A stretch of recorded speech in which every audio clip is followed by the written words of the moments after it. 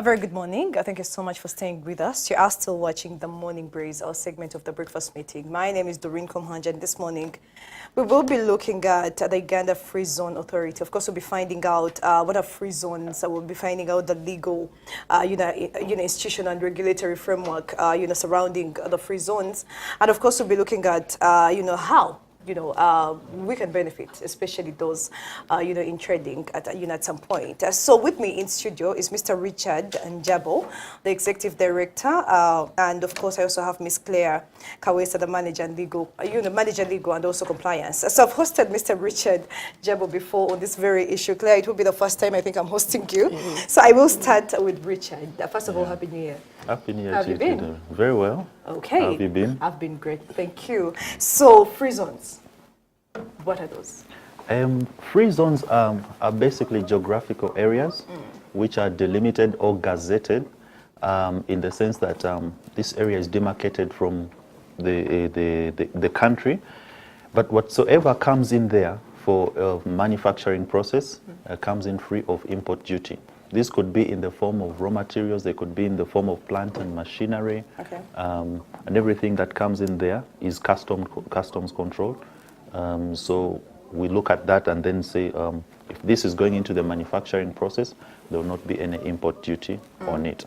And then whatsoever goes out is also free of duty, export duty. Okay, interesting. Yes. So when we discuss free zones, for the person that is watching right now, and in this case I'm referring to the would-be person, the manufacturers, traders, etc. What are the key issues you feel they need to know as they get involved? I think the most important thing is that these are areas which need to be regulated. Because if somebody is bringing in plant and machinery, they're bringing in goods which are landed for the purposes of contributing to a manufacturing process, that area has to be regulated. But the most important thing also is to know that there's a legal framework that governs the activities in free zones. And this legal framework is the Free Zones Act. And that act is also anchored on legislation which is available at the ESC level, and it was domesticated. So at the ESC, we have the ESC Customs Management Act. We also have regulations, ESC Customs regulations, which govern activities of export promotion schemes. Yes, so, and the other thing is people need to be cognizant of the fact that this is an export promotion scheme, and that's why it was established and designed in that manner. All right, from 2014, that's when we saw the act. Yes. That you just did mention. So when we look at 2014 until today, this is 2019, yes. How would you say that this has impacted on export promotion? Because it's key as we do speak. Okay, there's been a significant impact. Of course, as you know, when you're beginning a process, there has to be the building blocks. Yeah.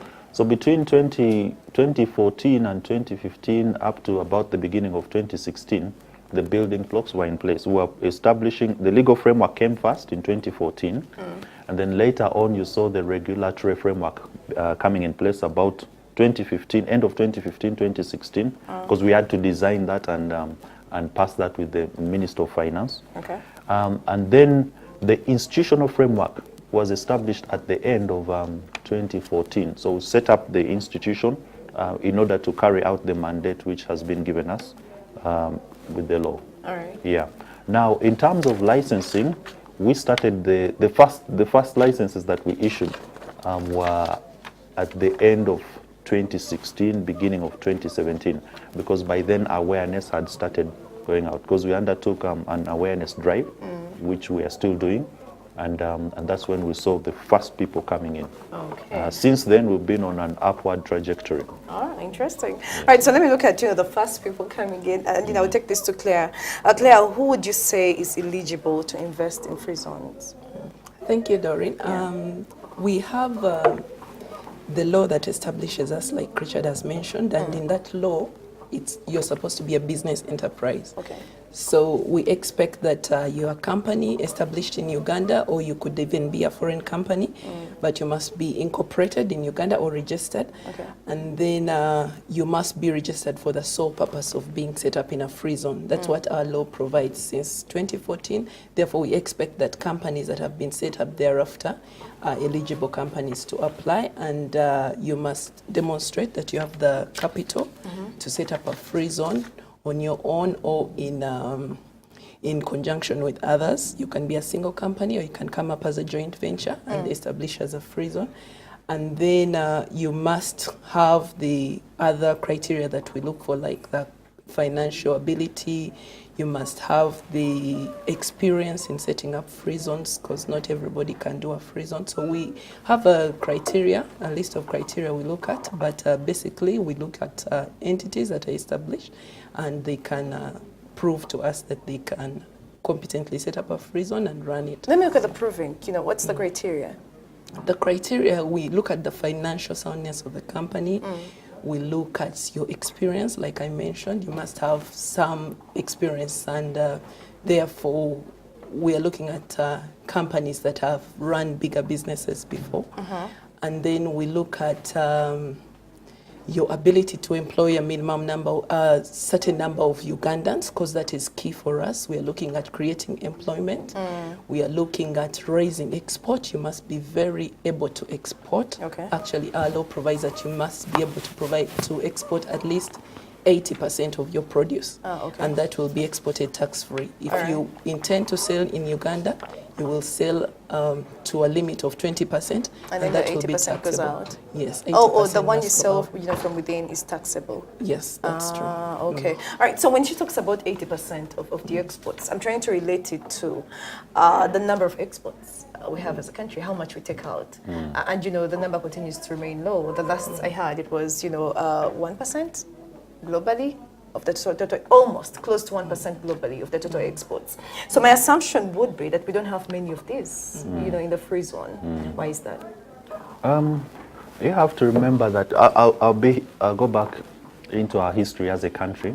In around 1991, when the government was reorganizing itself after the turmoil of the past, we came up with an investment code. And that investment code is the thing that we have been focusing on. In other words, trying to set up industrial parks and what. And then along the way, when we were negotiating the protocol, re-establishing the ESC, some of these different schemes, because different countries were looking at what they have, you realize that, for instance, in Tanzania and Kenya, they had an EPZ Act, Export Processing Zones Act, in 1992. Tanzania had theirs in about 1994. So to have convergence of different countries at the onset, Uganda, Kenya, Tanzania, designing a protocol, we had to have convergence. So that's why I say, alluding to the fact that when they are establishing the ESC within the Customs Management Act and within the protocol, that's where you'll see the export promotion schemes clearly defined. Yeah, that's the historical bit of this. Now, because Kenya and Tanzania have been way ahead of us, you realize that their output is very different from ours. And in Uganda, if we were to look at it, the industrial parks have been in existence, especially the one in Namambe, from the onset. Yes. Yeah. So that's why we are where we are. But it's not that we are coming to the party late. We have a platform now to also take off with this export promotion scheme. Yeah, but it still doesn't answer why we don't have many of our investors, joining the free zone, because it comes with plenty of advantages, going by what you just told us, you and Claire. The reason is, Yeah. one of them could be awareness. Okay. And that is something which we are trying to address aggressively. The other thing is a number of companies are already established. So if I'm already established and I have my markets already established, there is very little need to really look into something else, because they're already set in place. As Claire alluded to, the Free Zones Act requires that somebody establishes their company for the sole purpose Yes. Of operating within the free zone. Yeah. Yeah. Then the other thing is, within the Act, we also want to encourage greenfield investments. So, for instance, in the course of the last 2 weeks, there's some big manufacturers who came to us, and we also explained this to them. They are coming together as a conglomerate, and they are saying, okay, now we are going to establish a company whose undertakings will be X, Y, and Z.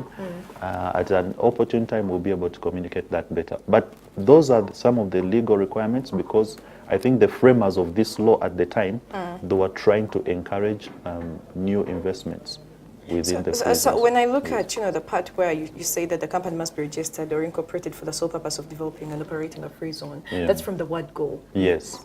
So for the already established companies that are not operating a free zone, can they, shift? Am I allowed at some point after watching this show? Because business has changed, trends change. Yeah. Very good question. Claire is... yes, Claire. Claire will handle. For the person that is watching right now, and well, the company was never established, for the sole purpose of developing and operating a free zone. But after watching this show, they feel like this comes with lots of advantages. Can I join? Can I join? Okay, thank you, Doreen. We are emphatic, if I could use that, on greenfield investment, like Richard has mentioned. But we would, in exceptional circumstances, allow you, if you have already been established, we can guide you on how to do that legally. You will have to amend your memorandum to say, I am now going to establish a free zone. Okay. But preferably would have wanted a greenfield investment. And even in allowing you to get into the free zone at that point, you have to prove exceptionally that you have the competence to do it. You may have existed for the last 20 years, but you've never heard of the concept. So that would also come in. Do you have the competence to do it? Do you have the financial ability to set up in a free zone or to develop one for that matter? Because free zones are initially very capital intensive, highly capital intensive. So we need somebody to show that they have the financial muscle to do it. They have done it before, which would envisage somebody just coming into Uganda, setting up. So that is what the law envisaged for people who are coming in, bringing foreign expertise also, but also trying to harness their expertise with the locals. For example, if you've been established, say, in Dubai, and now you think there's a law that can support you to do business in Uganda, you can come, use our local labor, use our local raw materials. That's what the law looked at. All right. Maybe, Doreen, if I may chip in, let me just use a hypothetical example of a company like Mukwano. Okay. We know where Mukwano is located. Now, if, for instance, Mukwano says, we want to go and locate somewhere in Mbali, for instance, the area which they are going to invest in will definitely be bare, the land. Now, that's what we're talking about. The site is declared as a free zone. So they will go and build that up with a new business line or maybe even similar business line, but it is the site that we declare as the free zone. Okay. So there's an opportunity for already existing developers. But what Claire was alluding to, it can be a company which is already incorporated in Uganda, and so for that particular purpose of developing that free zone, we can work together to try and make sure that there are amendments to their registration details. Oh, okay. Yes. Okay. So at the end of the day, this is to clear. How does the private sector stand to benefit from all this? Okay, yeah, thank you. We have a string of incentives, I could call them. We, first of all, like we said, we envisage high capital investment in these free zones, and as a result, government is generous with incentives that are available if you set up in a free zone. They, for example, for foreign companies, there is unrestricted remittance of profit. That is one of the benefits. So some countries restrict that. They're saying you can't take out your profit after you've made it. But in Uganda, according to our income tax laws, you have unrestricted remittance of profit. There is exemption of tax on agro-processing for companies that are interested in developing our agro-processing industry. There is, Richard already mentioned, there is exemption on a lot of imports that you're putting in. Or actually, our law says all inputs into the free zone development are exempted from taxation. So call it raw materials, call it plant and machinery, all that is exempted from taxation as you come in as a fresh investor into Uganda. Then we have several exemptions, including the exemption on finished products. There is a tax holiday on that in the income tax law, exemption on finished capital and consumer goods. So that can also be taken advantage on. Then there is also, under the VAT Act, exemptions on selected supplies like medical, fuel exemptions, provided under the Act. Yeah. So there is quite a number I'm of... seeing a lot of, I'm hearing a lot of exemptions, There is quite a number of exemptions. Yeah. The issue is that these exemptions are issued with, in conjunction with the Commissioner General, because you can hear they're all tax related. Therefore, we need to work together with the URA, Uganda Revenue Authority, and once we have that kind of applicant and you qualify under our Act, then we forward an application on your behalf to the Commissioner General, who, if they are satisfied that you actually want such company and you qualify under that regime, you can get an exemption for all these as we listed. So, Richard, what really puts off people sometimes are the bureaucracies. You know what Claire just told us here sounds too good to be true. You know, someone might be watching right now and they simply run and they're like, okay, I need to get into this, I need to benefit from this. But what puts off people is the process. How is it? I think what we have established within the institution is a robust process because, number one, the requirements of establishing a free zone are spelled out in the law. But not many people will even have time to go and look through the law. Yes. So if you come to the authority, we will basically handhold you and we will take you through the entire process. Yeah, I think having a one-stop center for this particular scheme helps a lot. Number two, we give all the information that is available. So in someone going to prepare their business plan, we'll even guide you that your business plan must clearly indicate the following. In terms of the other aspects, like which Claire has talked about, the legal aspects, we also, number one, we have an MOU with URSB. So in terms of registration, that registration is fast-tracked. We have a memorandum of understanding with URA. So in terms of enlisting on URA systems and having them accept our licensees, that one is also fast-tracked. And also us, as an institution, we have one of our core values is really serving our clients to their maximum satisfaction. We also value efficiency. So that is the value addition we can give as an institution to try and deal with the issue of bureaucracy. And then finally, we have a good relationship with the Minister of Finance, who actually signs the statutory instrument to declare a particular area as a free zone. And the minister is the supervisor of the Free Zones Authority of URA. So I think in terms of bureaucracy, that is an area which we have tried to minimize the... Actually, let me get to that part of declaring an area as a free zone. What's the rationale? The rationale of... well, when you ask about the rationale, I go back to what was the policy intent of government in the first place. The rationale is basically to boost our export performance.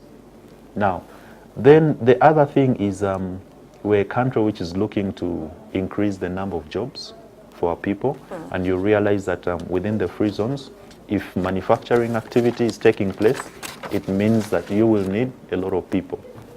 Now, the kind of structure of our economy is in the sense that we are mostly agro-based. And this is an area where if there's value addition, you realize that many people can find employment even along the entire value chain. So when the policy of establishing the free zones was discussed and the brainstorming was going on, the motivation was to look at what are the benefits. There are benefits which I'll talk about, like static benefits, job creation, export orientation, export manufacturing, improving investment inflows, and not only inflows, but also the domestic investment within the country. But then there are other benefits which are harder to measure, and those are what we'll term as dynamic benefits, because you can't really calculate and put a figure to them. But if there is enhancement of technology uptake, it helps in improving productivity, it helps in improving production, and also the other thing is skills development. All right. How many free zones are we looking at so far? Right now, we have, before we walked in, we had seven. Before we walked in? Before we walked in? To the studios? Yes, yes. Okay, all right. As of yesterday, there were 17. Okay. As of today, there are 21. Oh, okay. Because yesterday, the minister signed a statutory instrument All right. and declaring 4 additional areas as free zones. And you have to note that these are private sector. But then for us as government, we are also looking at some areas which we can develop. It's still work in progress. Okay. For instance, we are working with Trademark East Africa. They want to do something in ginger, and we're having discussions with them, still at initial stages. We're in the process of acquiring some land somewhere in Entebbe, which we shall communicate once that process has been finalized, and we are ready to move with some developers. So that's where we are. Do you have a target? Yes. And how many would we need, for example, as a country to have this impact? I don't think we can say there's a limit per se, because, like it's just like saying, how many jobs do you want to create? You can't say, yeah. But the most important thing which you can say is that as a country, we need to move upwards on the path of industrialization if we want to modernize. This definitely feeds into the national vision of National Vision 2040, where we want to become a middle-income country. Of course, 2020, we've been talking about whether we're on target or not is a different matter, but our aspirations were to become at least a lower middle-income country by 2020. So how do you do that? It's about jobs, it's about investment, it's about a number of things. All right, so what would you say are your plans going forward? Going forward, because many times people, or even the private sector, they believe by seeing. We want to establish a model free zone. As I told you, in the process of finalizing land acquisition, but it's premature to talk about that right now. But when we finish that, we want to go into a development phase as a government. That is what we are advocating for government to undertake. But also we shall continue to reach out to the private sector, because a number of people may have good contacts. They themselves may have the capability of putting up these undertakings, but they have not yet seen opportunities. Right now, the people who seem to see opportunities, many people complain about this, but when you look at the Chinese, a lot of them are going into these kinds of undertakings. I was actually about to ask, why we see a lot of, foreign investors taking this up, and I was going to ask, where are the local investors in this? Is it intentional?